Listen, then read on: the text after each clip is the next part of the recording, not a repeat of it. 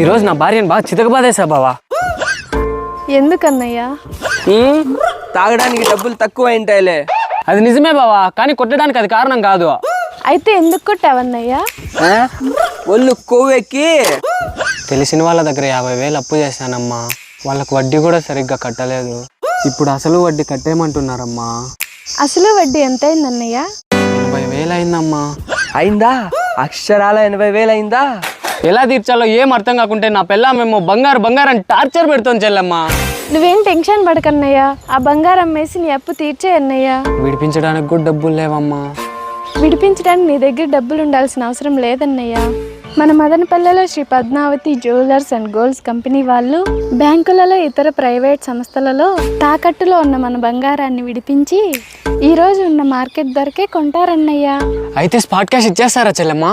ఈ కంపెనీ ఏదో బాగుంది, అడ్రస్ ఎక్కడ కనుక్కోరు బామర్ది, ఫ్యూచర్ లో మనకు కూడా వస్తుంది. బ్యాంకులో నా బంగారు విడిపించి మీరే కొంటారా సార్? అవును సార్, మేమే కొంటాము. ఈ రోజు ఆన్లైన్ రేట్కే కొంటారా సార్? అవును సార్, ఈ రోజు ఆన్లైన్లో ఏ రేట్ అయితే ఉంటుందో ఆ రేట్కే కొంటాం సార్. స్పాట్ క్యాష్ ఇచ్చేస్తారా సార్? అవును సార్, మీకు రావాల్సిన అమౌంట్ ఈ రోజు ఆన్లైన్ రేట్ ప్రకారం స్పాట్ క్యాష్ ఇచ్చేస్తాం సార్.